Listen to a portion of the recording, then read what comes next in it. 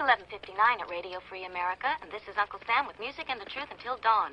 Right now, I got a few words for some of our brothers and sisters in the occupied zone.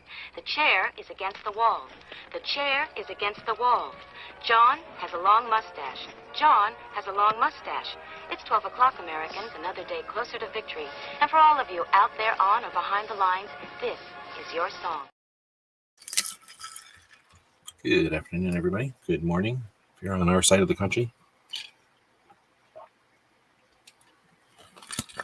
Just about to take a drink when that thing ended. So this is morning in the West Coast. I think in the metric coast, it's probably mid-afternoon. 2-8 Tuesday is about to happen over on the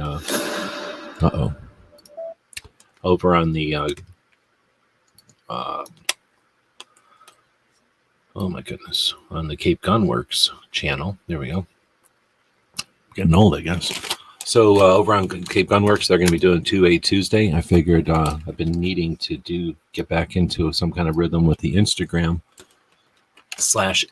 So we're going to do an IGX show at some point. Maybe we will do an IGX show right now. Let me know if you want to hear IGX or just IG. We've got about 15 minutes before that show starts. So that's what we're going to do. We're just going to kind of go through and selfishly look at some of our posts over here on the IG. The kids call it the IG. And I don't know where you're watching this. You might be watching this on the X. You might be watching this on the YouTubes. And either way, you're allowed to comment. You can comment by typing on the keyboard there. And that'll show up on the screen and we can interact. Well, let's see. So if we go backwards on our show, we've got the poll that's up over on YouTube right now. What season do you prefer shooting? I wonder why I took that one away. There it is. The fall, the winter. That's supposed to be snow, I guess. I don't know if that's summer and spring or spring and summer, one of the two. Anyway, I thought those were some pretty good images. Let me get some. I should probably be showing the screen instead of showing the screen, right? There we go. That's a lot better. All right, I'm trying to put that microphone up where I can see now. So let me know. Give me some feedback if the audio is still working, if it didn't cut out or something weird. Let's see. Where's my mute? I need to move a couple of things so that this is over where I'm used to it.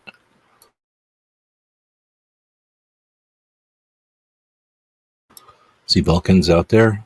Give us the audio doing all right? All right, so Industry Day, they sent out little invites, I guess, the other day. So that's the beginning of SHOT Show season. A lot of people think of this as thanks for the feedback. A lot of people think of this as the various spice season, but it's actually SHOT Show spice season. Grab yourself a hot cup of SHOT Show and get ready.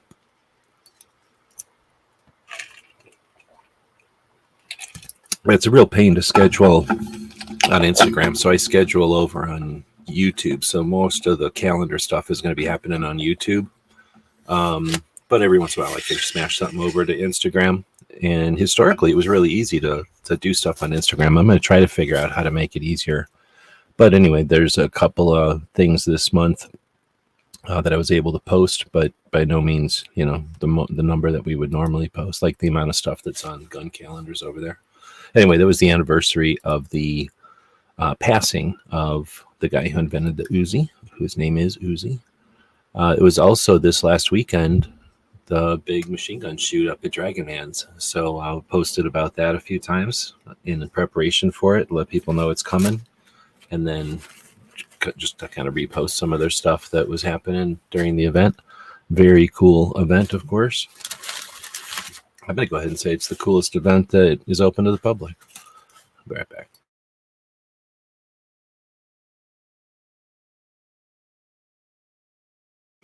I had more sand in my nose than I thought I did, so now we're better. We had a bunch of polls. Yeah, like just mentioned the poll that we got going right now, but I try to put up polls whenever I can to keep it interesting so that YouTube isn't boring. and plus to get some interactivity, right? The whole point of the internet is that we all can access it. So what do we do when we access it? Let's create some data. So we got a bunch of these polls over there. How often you participate in training? Every month I ask, what's your favorite organization? And essentially GOA wins, and FPC and Second Amendment Foundation kind of fluctuate. NRA, gets some attention, but look at that. They're tied with Second Amendment Foundation. That's interesting. The Turkish Olympics happened, and that guy's shooting. I created a poll about that. Then that subsequent poll about Turkish guns. It was the holiday for Red Dawn, so we posted about that. Every once in a while, I'll just post about gun inventors or gun cleaning, the different events that were going on, and people's interest in them, types of shooting events, and quite a bit more polls than that, but that's the only ones that would fit on Instagram. We had the anniversary of the birth of Hiram Maxim. That's the son of the machine gun guy. So the guy that made the crank machine gun is Maxim, and then his son is the guy that invented the suppressor and the car muffler and a bunch of other things, actually. So his date of birth is the 2nd of September. I was farting around in StreamYard one night, and I figured out that they have a new feature, so I went live that evening to test out the new feature. It's supposedly supposed to be a room that stays open that you can leave open, and give one invite, and people can always return to that same invite. I think that's the point of it. And then that way you can have a reoccurring live show, but I haven't figured out how to make it work. So I don't know if that's even what it's supposed to be. I think that's what it's supposed to be. I like to put anniversaries of people's births, and we had Ken Hackathorn's birthday pass just the other day on the 31st. There's one of them over here on the Instagram, just to let people know about them, cross-platform and all that. We do the weekly wrap-up. This was an alert about that from a while back. This was the Sullivan Law, essentially what we used to call the first CCW law.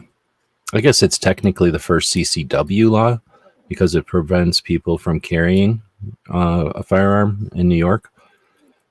And it's racist or whatever, but there was a whole bunch of laws that are super racist that weren't necessarily carry laws. They were just gun prohibition laws. So I guess technically this is the first CCW law, but don't conflate that. It's not the first gun law by any means.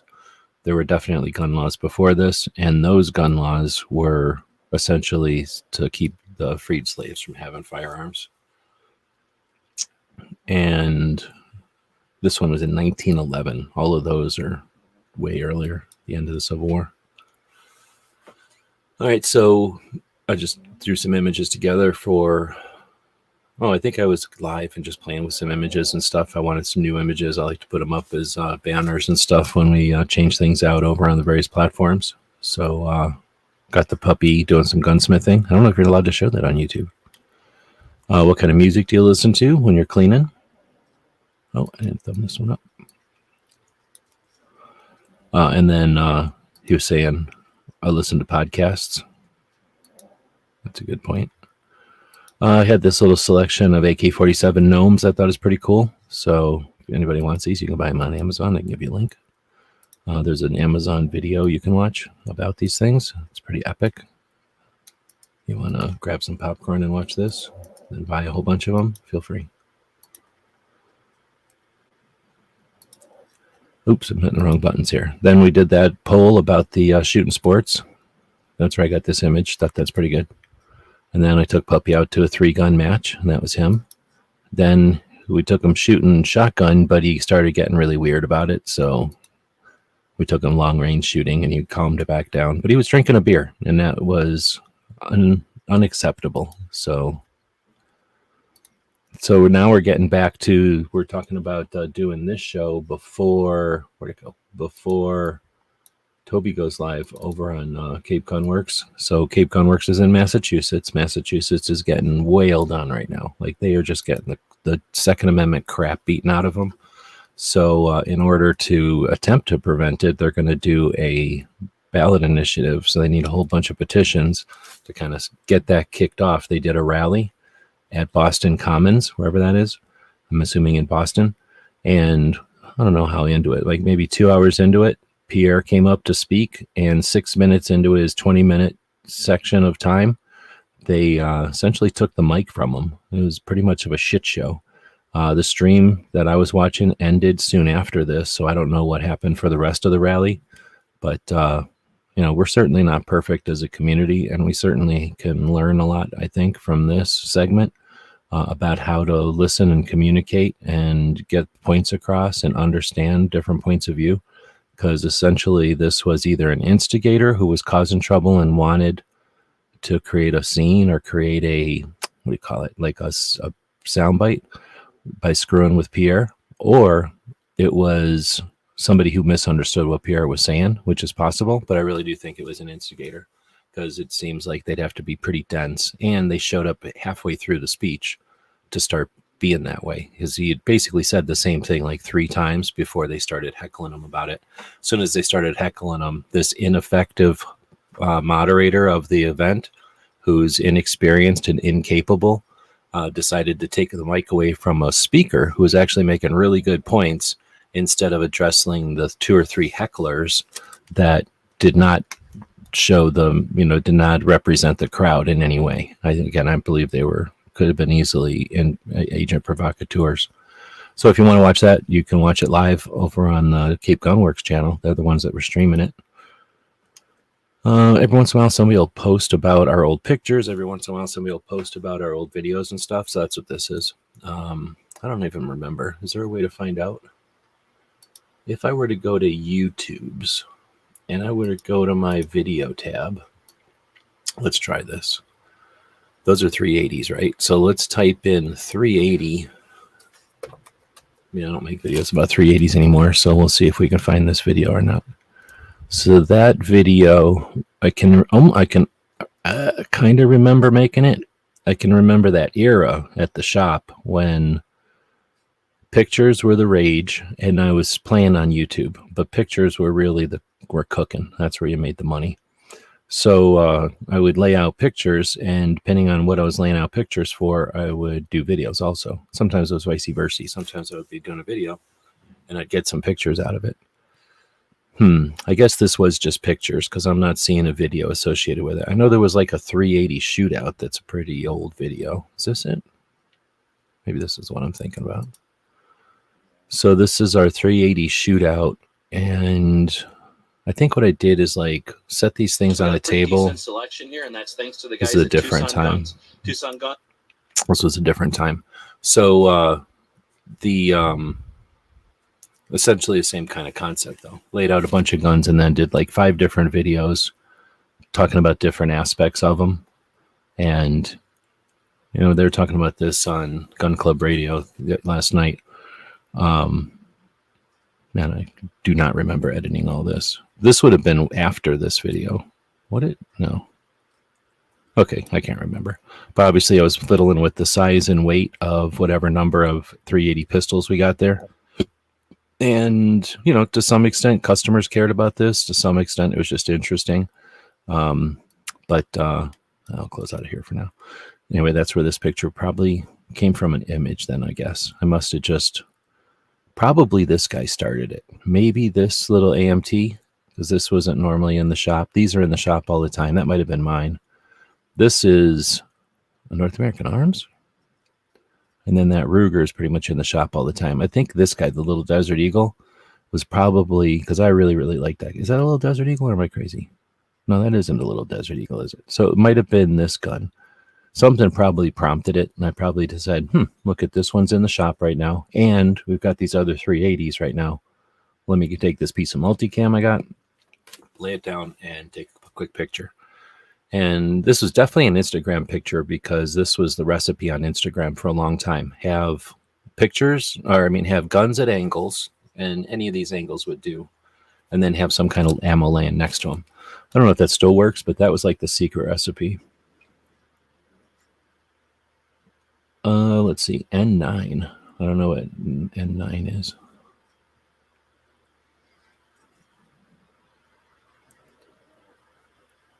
Oh, you're talking about Pierre? Yeah, he was saying separate politics from the Second Amendment rallies for sure. That is definitely his message, and that's super valid message. There's a reason why there was a bunch of green grass in that commons, and that's because a bunch of people didn't show up because they hate things. But guns ain't one of them. So you're either gonna understand that some of us like guns together, and we can ignore our differences, or we're gonna have to say you like guns and this and this and this, and then I'll listen to you. And you're allowed to do that. It's legal to do that, but you're going to have fewer and fewer people standing next to you when you give them all these qualifications before they can stand next to you, or before you'll stand next to them. That's really the point. And it's frustrating that, like I say, the incompetent moderator of that rally didn't realize that and succumb to a couple of people who were heckling. So we had the goals organization, or the goals happen, and that's from Gun Owners of America. There was also the NAGA Summit in July. There was the SHOT Show every year in January, and NRA show was in, I forget, August or something? No, it couldn't have been August. Was it? No, I don't remember. Texas, or it was in Dallas again, I think. So that made me think, how much money has GOA got? Because NRA's got enough money to do it. SHOT Show definitely has enough money to do it. NAGA did it on a budget, which is obvious because they're small. But where was it? We had GOA and all this, and I had just done the numbers not too long ago on how much the different organizations bring in based on their tax returns, which are publicly available. Every nonprofit's tax return is publicly available. So we went over and looked at that a couple of weeks or months ago and recorded it all. So it was simple enough to go grab those numbers and show that, or put kind of together here that NAGA is bringing in, that's the National African American Gun Owners Association out of Georgia. Definitely not the other one out of Colorado that brings in something like $14 million every year or more. But then we got GOA. Oh, sorry. So NAGA only brings in $5,800, so not even $600,000. GOA brings in $7 million. Seems like a lot, but it's really not. The Second Amendment Foundation is right around there. The FPC is right around 5 million, or they got up to 5 million. They might have dropped a little bit. And then, of course, you have the one in Colorado that brings in $14 million. So more than twice what the GOA is bringing in. And then you get NSSF that does SHOT Show. They bring in $57 million a year. That's our industry organization. And most of that, well, not most, but a big chunk of that, millions of dollars of that is for SHOT Show, the largest industry trade show every year. One of the 5th largest trade shows in Vegas. Then you have NRA with $211 million, which is down quite a bit from their normal thing, but they run a pretty decent annual meeting, and they've been doing that since the 80s. So I don't know what that costs them, but I'm sure it's something on fixed budget of some sort. And then USCCA, don't give me room on here to put all the different, you can only put 4 pictures, but 4 options for the poll. Otherwise, I would have had 5, because USCCA often does an event that's just focused on CCW, kind of their own event for their own members, and they bring in $290 million plus, and that's on the low end. So they bring in not quite twice what the NRA is bringing in, but they could be bringing in twice the amount of money that the NRA is bringing in, and they present the smallest. I don't know if they're smaller than the NAGA show or if the NAGA show is the same size, but I thought that was an interesting way to look at the events goals, from what I understand from people that were able to attend. It was amazing. In other words, there's a way to do this. There's just not a will to do it. Boom. Toby's live. So we're going to go ahead and end this one. Let me know. Give me some feedback. Even if you're on X, give me some feedback if we should do an Instagram show, an Instagram X and IGX show before Toby's show on Tuesdays. Otherwise, this will probably go back to being a workshop type of show. All right. Well, thanks for joining us, and have a great day. Or...